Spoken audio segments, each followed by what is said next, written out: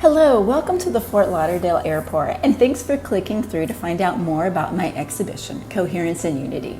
This is Jennifer Printz, and I'm going to take you through my studio door to share a little bit more about the exhibition and how these works are created. These pieces are part of a larger body of work titled Unfolding the Space in Between. Like much of my work, they investigate the invisible architecture of the universe, the forces and systems that hold things together and keep life running.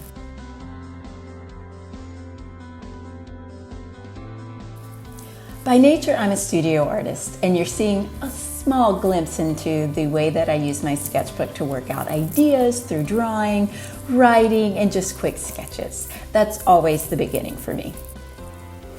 Once I have an idea, a large piece of canvas is placed on my studio wall. It goes from being this bulky, folded up mass into being tight and taut and a surface that's ready to be worked on.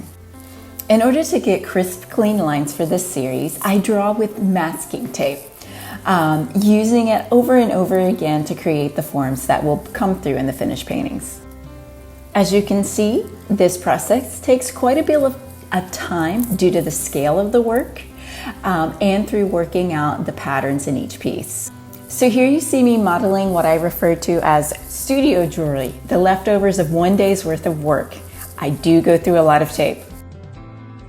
Once the tape is down, in order to get crisp edges, each piece has to be hand burnished to seal the tape into the canvas. This step alone burns a good 1,000 calories. Once it's burnished and sealed, the tape is ready to be rubbed with a water-soluble pigment. This point does get my hands dirty, as you can see. Then once everything has again been sealed with matte media, I can remove the tape.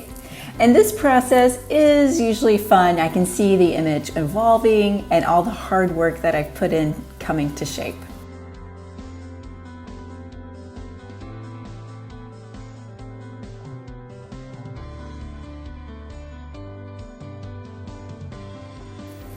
Once the piece has been painted, then I have some decisions to make. And this is the part that gets a little tricky, as the canvases often get cut and interrupted. As you can see from the finished piece, the painting is interrupted by photographs printed onto silk and other fabrics. So let's talk about the reasons behind and how that's done. With the move from Los Angeles back to the Southeast, I started taking photographs of the sky, just documenting the awe at what was over my head.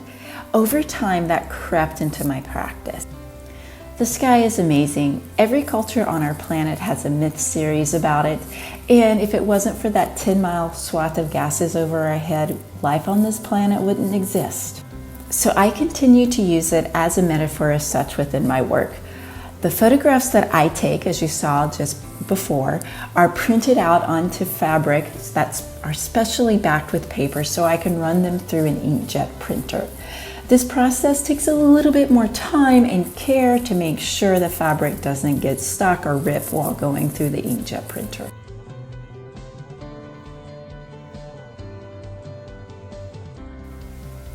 Then I go back and start to look at what I've painted yet again. And making the decisions on where things will be cut. This is the part that sometimes feels dramatic for some people, but I know it was part of the intention from the beginning. Here you see on the studio floor a large canvas that's been cut, the printed silk elements next to it, and my handy scissors and thimble. A lot of the times it's just easiest to sew these pieces by hand.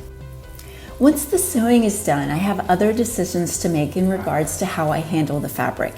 I typically stretch the canvas tight to reinforce those expectations of painting, but the printed fabric is often allowed to wrinkle, to materialize gravity as it falls down off the stretcher bars, and things of that nature that interrupt the organized structure of the painting. So then the finished piece contains both sides of nature.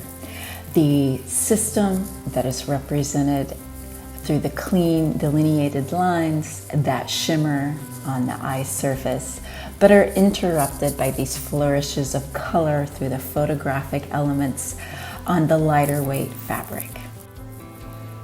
And so there you go. I've walked you through my process from beginning to end, sketchbook to painting, messy hands, cutting and sewing.